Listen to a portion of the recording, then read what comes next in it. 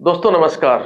हाल ही में राजस्थान, मध्य प्रदेश और छत्तीसगढ़ के चुनाव में जब जब राजनीतिक दलों के बड़े नेताओं से पूछा गया कि मुख्यमंत्री का चेहरा कौन होगा, तो उनका एक ही जवाब था, हम लोकतंत्र में विश्वास रखते हैं। लोकतांत्रिक तरीके से जनता पहले विधायक चुनेगी, फिर विधायक दल में से रायशुमारी होगी और उसके बाद मुख्यमंत्री का नाम तय होगा। लेकिन क्या ठीक वैसे ही हुआ जैसा नेताओं ने कहा था? क्या मुख्यमंत्रियों का चयन ठीक वैसे ही हुआ जैसे लोकतांत्रिक परिभाषा जो बताई गई थी? जरा मान के देखिए। राजस्थान, सारे विधायक एक साथ इकट्ठे होते हैं, बैठे होते हैं, फोटो सेशन होता है। पर्यवेक्षक राजनाथ सिंह एक पर्ची निकालते हैं, वसुंधरा राजे सिंधिया को देते हैं। वसुंधरा राजे सिंधिया उस पर्ची में से मुख्यमंत्री का नाम पढ़ती है, खुद भौचक्की रह जाती है और उसके बाद नाम बोला जाता है, मुख्यमंत्री होंगे भजनलाल शर्मा। सभा में सन्नाटा छा जाता है। उसके बाद नाम बताया जाता है, उप मुख्यमंत्री होंगे दिया कुमारी और प्रेमचंद बैरवा। अब चलते हैं मध्य प्रदेश की तरफ। मध्य प्रदेश में पर्यवेक्षक थे मनोहर लाल खट्टर, हरियाणा के मुख्यमंत्री। उन्होंने पहले ही शिवराज सिंह समेत तमाम बड़े नेताओं को बता दिया था कि जो नाम ऊपर से बोला जाएगा आपको उसका समर्थन करना है।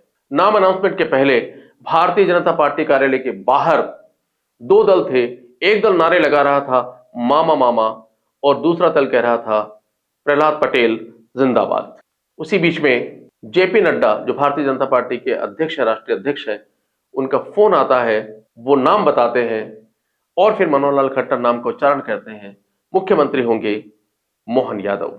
वहां पर भी कुछ देर के लिए सन्नाटा छा जाता है और मुख्यमंत्री के नाम पर लोकतांत्रिक सहमति होने या शिवराज सिंह चौहान के सहमत होने की सच्चाई का पता इससे भी लग जाता है कि बाद में शिवराज सिंह चौहान ने एक बयान में कहा कि कभी कभी राज तिलक होते होते वनवास भी हो जाता है। ठीक इसी तरह की मान के कुछ हुई छत्तीसगढ़ में, जब पर्यवेक्षक केंद्रीय मंत्री अर्जुन मुंडा ने विष्णुदेव साय की घोषणा की और साथ में उप मुख्यमंत्री अरुण साव और विजय शर्मा। अब ये जो घटनाक्रम हुआ, उससे सवाल पैदा होता है कि क्या सब कुछ लोकतांत्रिक तरीके से हुआ? क्या तीनों प्रदेश में, राजस्थान में भजनलाल शर्मा, मध्य प्रदेश में मोहन यादव और छत्तीसगढ़ में विष्णुदेव साय, क्या सारे विधायकों का बहुमत जो था वो इन्हीं को मुख्यमंत्री बनाना चाहता था? क्योंकि कहा तो ये जाता है कि जो मुख्यमंत्री बने उनको खुद नहीं पता था कि वो मुख्यमंत्री बनने वाले हैं। और इसीलिए मैंने इस वीडियो का नाम रखा, मोदी जीते लोकतंत्र हारा। और ऐसा नहीं है दोस्तों कि ये सिर्फ भारतीय जनता पार्टी में होता है। आप कांग्रेस को ले लीजिए, 2018 में तमाम जो मेहनत की वो सचिन पायलट ने 5 साल तक की, लेकिन जब दिल्ली में नाम का नंबर आया तो नाम अनाउंस हुआ अशोक गहलोत का। लोकतंत्र तब भी हारा। और ये सिर्फ दो दलों की कहानी नहीं है, ये हर दल की कहानी है।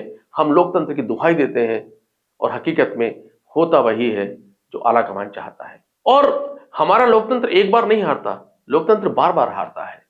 लोकतंत्र तब भी हारता है जब बलात्कार और महिला अपराधियों को चुनाव में टिकट दिया जाता है, जब डकैती के अपराधियों को टिकट दिया जाता है तब भी लोकतंत्र हारता है, जब लूट मार और हत्या के अपराधियों को टिकट दिया जाता है और वो विधानसभा और संसद में आते हैं तब भी लोकतंत्र हारता है, जब संसद और विधानसभा में लात घूंसे चलाए जाते हैं तब भी लोकतंत्र हारता है, जब संसद और विधानसभा में माइक तोड़े जाते हैं तब भी लोकतंत्र हारता है, जब संसद और विधानसभा में अपशब्द बोले जाते हैं तब भी लोकतंत्र हारता है, जब विधानसभा में अश्लील मूवी देखी जाती है लोकतंत्र तब भी हारता है, जब संसद और विधानसभा में भ्रष्टाचार के आरोपी जीत कर आते हैं लोकतंत्र तब भी हारता है, जब विधायकों की खरीद फरोख्त करके चुनी हुई सरकारों को गिराया जाता है लोकतंत्र तब भी हारता है, जब चुनाव आयोग की तय सीमा से कई गुना ज्यादा खर्च करने के बाद में खर्चे का झूठा हलफनामा दिया जाता है लोकतंत्र तब भी हारता है,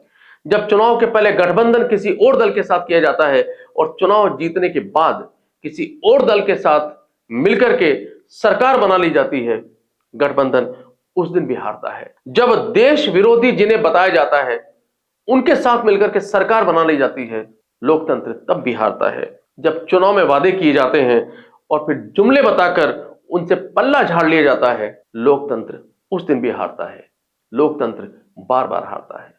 अब प्रश्न उठता है कि आखिर लोकतंत्र को विजय कैसे बनाए? क्या सब कुछ रुक नहीं सकता? हम जो कहते हैं हम लोकतंत्र में आस्था दिखाते हैं, तो क्या हम उसी तरीके से काम नहीं कर सकते? हो सकता है, अगर राजनीतिक दल चाहे या जनता चाहे। पहले बात राजनीतिक दलों की, अगर राजनीतिक दल सोच लें चुनावी लाभ या सत्ता प्राप्ति के बिना भी हम वही करेंगे जो हम कहते हैं और जो लोकतंत्र की परिभाषा में आता है, तो रुक सकता है।